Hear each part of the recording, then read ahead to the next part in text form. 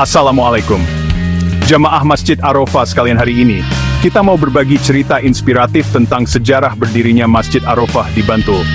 Masjid ini bukan cuma tempat ibadah biasa, tapi juga sebagai pusat peradaban dan simbol persatuan umat Islam di dusun tersebut. Masjid ini juga menjadi simbol semangat gotong royong dan dedikasi masyarakat terhadap tegaknya agama Islam di dusun Bantul Timur dan Bejen. Pada awal tahun 1940-an, warga Muslim di Pedukuhan Bantul Timur merasa perlu punya tempat ibadah yang lebih luas, sekaligus representatif bagi kepentingan umat Islam. Keinginan ini muncul karena kurangnya fasilitas dan penunjang kegiatan keagamaan di daerah sekitar desa tersebut. Dengan semakin meningkatnya kepedulian dan kesadaran masyarakat terhadap agamanya, sekaligus sebagai rasa mewujudkan keimanan dan ketakwaan kepada Allah. Tempat yang ada waktu itu kurang memadai untuk menampung jemaah yang makin banyak, apalagi kalau ada pengajian, kegiatan bulan Ramadan, dan hari-hari besar Islam lainnya. Sebelumnya kegiatan keagamaan di Dusun Bantul Timur berlangsung di Langgar, yang bertempat di area sekitar rumah Bapak Haji Suraji, pernah juga di SKKP dan SMAN 2 Bantul. Akhirnya, muncul suatu ide atau gagasan untuk mendirikan sebuah masjid sebagai sarana tempat ibadah ritual dan sosial, sekaligus pusat peradaban umat. Dalam menyikapi cita-cita untuk mendirikan masjid, maka dibentuklah Panitia Pembangunan Masjid yang diketuai oleh Bapak Haji Sadili dari Departemen Agama, dan Wakil Ketua Bapak Haji Mahmud TL, seorang tokoh masyarakat di Bantul. Di kepanitiaan itu ada nama Bapak Suheram Parto Suputro sebagai pelindung dan selaku Bupati Bantul pada waktu itu. Baru pada 21 September 1983, diletakkanlah batu pertamanya oleh Bupati Bantul, dan hingga tahun 1996, masjid ini sudah dapat menyelesaikan pembangunan lantai 2. Masjid Arafah berdiri di atas tanah kas Desa Kelurahan Bantul dengan izin Surat Gubernur 059-322, garis miring 1120 tertanggal 4 Juni 1986 secara geografis. Letak masjid ini sangat strategis, karena berada di tengah-tengah perumahan kehakiman dan kejaksaan, kompleks perumahan rakyat Bantul Timur, kantor-kantor pemerintah, rumah sakit umum dan sekolah.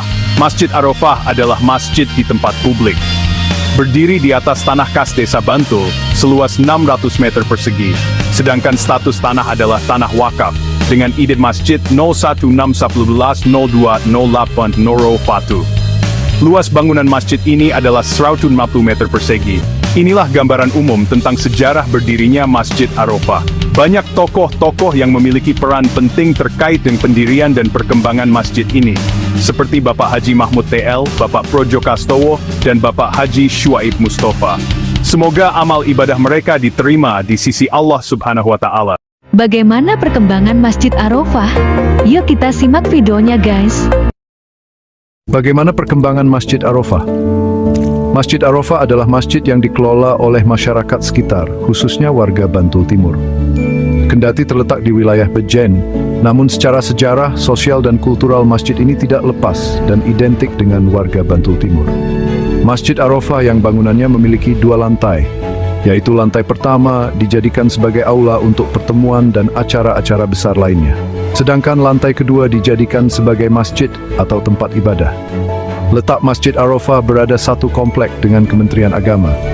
Masjid ini membentuk kepengurusan takmir pertama kalinya pada tahun 1983, dengan ketua takmir pertama dijabat oleh Bapak Haji Mahmud TL pada tahun 1983, atas inisiatif Saudara Alwi Mahyudin. Terbentuklah RISKOM, Remaja Islam Kompleks Perumahan Bantul Timur, yang bertujuan untuk membantu kegiatan masjid dan memakmurkannya. Masjid Arafah yang awalnya bernama Masjid Al-Arafah ini memiliki perkembangan yang cukup pesat.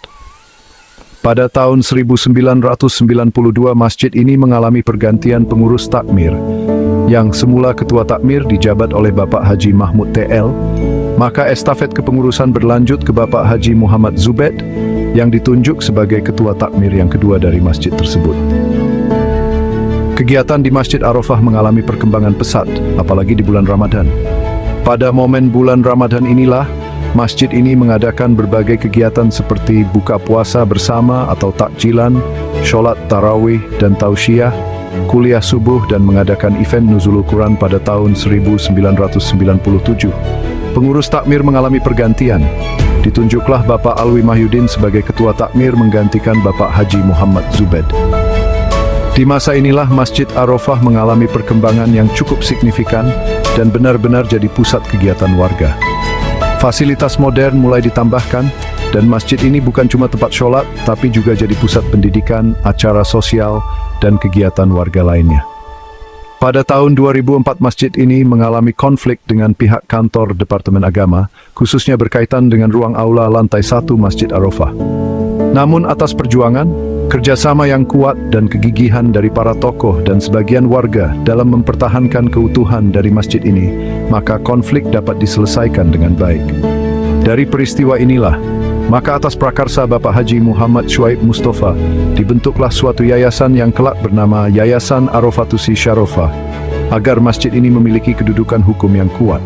Ketua yayasan pertama kali dijabat oleh Bapak Haji Syuaib Mustafa, dan saat ini ketua yayasan dijabat oleh Bapak Haji Nur Wahyuntoro, yang juga putra dari Bapak Haji Syuaib Mustafa.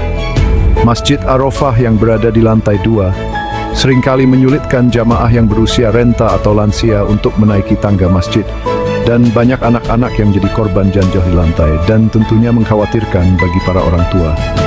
Atas pertimbangan sisi kemanusiaan, mengutamakan kemaslahatan dan menghindari kemudorotan, maka atas inisiatif Ketua Takmir Bapak Haji Alwi Mahyudin dan disepakati oleh jamaah dan warga, masjid akhirnya dapat dipindah dari lantai atas ke lantai bawah.